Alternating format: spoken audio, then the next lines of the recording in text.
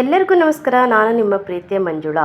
ಸದಾ ಆರೋಗ್ಯವಾಗಿರಲು ಹಿರಿಯರ 28 ಸಲಹೆಗಳು. 1. ಬಿಸಿ ನೀರಿನಲ್ಲಿ ಸ್ವಲ್ಪ ಏಲಕ್ಕಿ ಸೇವಿಸುವುದರಿಂದ ದೇಹದ ಆಯಾಸ ದೂರವಾಗುತ್ತದೆ. 2.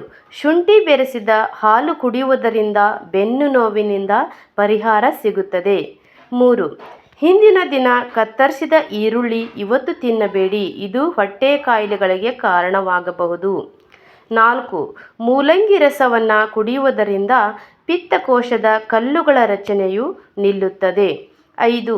ಬೆಲ್ಲದ ಸೇವನೆಯಿಂದ ಸಕ್ಕರೆ ಕಾಯಿಲೆಗಳು ದೂರವಾಗುತ್ತವೆ. 6.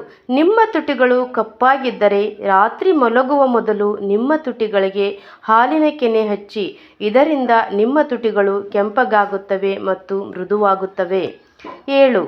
ಮಲಗುವ ಮುನ್ನ ಉಗುರು ಬೆಚ್ಚನೆಯ ನೀರನ್ನು ಕುಡಿಯುವುದರಿಂದ ಮೂತ್ರಪಿಂಡಗಳು ಸ್ವಚ್ಛವಾಗಿರುತ್ತವೆ. 8. ಹೆಚ್ಚು ತಣ್ಣೀರು ಕುಡಿಯುವುದರಿಂದ ಮುಖದಲ್ಲಿ ಸುಕ್ಕುಗಳು ಉಂಟಾಗುತ್ತವೆ. 9. ಕೊತ್ತಂಬರಿ ಬೀಜದ ರಸವನ್ನು ಬೋಳು ತಲೆಗೆ ಹಚ್ಚುವುದರಿಂದ ಕೂದಲು ಬೆಳೆಯುತ್ತದೆ. 10. ಬಿಸಿ ರೊಟ್ಟಿಯೊಂದಿಗೆ ಮೊಸರನ್ನು ಸೇವಿಸಬೇಡಿ. 11. ಪೇರಲೆ ಹಣ್ಣನ್ನು ಸೇವಿಸುವುದರಿಂದ ಆಲಸ್ಯ ಮತ್ತು ಖಿನ್ನತೆ ಕಡಿಮೆಯಾಗುತ್ತದೆ. 12. ಪ್ರತಿದಿನ ಈರುಳ್ಳಿ ತಿನ್ನುವುದರಿಂದ ದೇಹದಲ್ಲಿ ತಾಜಾ ರಕ್ತ ಉತ್ಪತ್ತಿಯಾಗುತ್ತದೆ. 13. ನಿಮ್ಮ ಕೈಗಳು ಯಾವಾಗಲೂ ತಣ್ಣಗಾಗಿದ್ದರೆ ನೀವು ರಕ್ತಹೀನತೆಯಿಂದ ಬಳಲುತ್ತಿರಬಹುದು. 14. ತುಂಬ ತಣ್ಣನೆಯ ನೀರು ಹಲ್ಲುಗಳಿಗೆ ಹಾನಿ ಮಾಡುತ್ತದೆ ಮತ್ತು ಹಲ್ಲುಗಳು ಬೇಗನೆ ಕೆಡುತ್ತವೆ. 15. ಹಣ್ಣುಗಳನ್ನು ತಿಂದ ನಂತರ ನೀರನ್ನು ಕುಡಿಯಬಾರದು, ಇದು ಆಮ್ಲವನ್ನು ಉತ್ಪಾದಿಸುತ್ತದೆ ಮತ್ತು ಎದೆಯುರಿ ಕೂಡ ಉಂಟಾಗಬಹುದು. 16. ಪ್ರತಿದಿನ ಹಾಲು ಕುಡಿಯುವುದು ದೇಹಕ್ಕೆ ತುಂಬ ಪ್ರಯೋಜನಕಾರಿ. 17. ಪ್ರತಿದಿನ ಬಾರೆಹಣ್ಣು ತಿನ್ನುವುದರಿಂದ ಹೊಟ್ಟೆ ತೊಂದರೆಗಳು ಬರುವುದಿಲ್ಲ. 18. ಪ್ರತಿದಿನ 1 ಟೊಮೆಟೊ ತಿನ್ನುವುದರಿಂದ ಕೂದಲು ಬೇಗನೆ ಬೆಳ್ಳಗಾಗುವುದಿಲ್ಲ. 19. ಏಲಕ್ಕಿಯನ್ನು ಬೆಳಗಿನ ಉಪಹಾರದಲ್ಲಿ ಸೇವಿಸುವುದರಿಂದ ಉಸಿರಾಟದ ತೊಂದರೆಗಳನ್ನು ತಡೆಯುತ್ತದೆ. 20. ಮುಖದ ಮೇಲೆ ವಯಸ್ಸಾದಂತೆ ಕಾಣಿಸಿಕೊಳ್ಳಲು ಪ್ರಾರಂಭಿಸಿದರೆ ಬಾರ್ಲಿ ಬೀಜಗಳನ್ನು ಹಾಲಿನಲ್ಲಿ ನೆನೆಸಿ ತಿನ್ನಬೇಕು. 21. ಕೂದಲು ದಪ್ಪ ಮತ್ತು ಉದ್ದವಾಗಲು ಸಾಸಿವೆ ಎಣ್ಣೆಯಲ್ಲಿ ಸ್ವಲ್ಪ ಹಾಲನ್ನು ಬೆರೆಸಿ ತಲೆಗೆ ಹಚ್ಚುವುದರಿಂದ ಕೂದಲು ಬೇಗನೆ ಬೆಳೆಯುತ್ತವೆ. 22. ಸಿಹಿ ತಿಂಡಿಗಳು ನಾಲಿಗೆಗೆ ಮಾತ್ರವೇ ಸಿಹಿ.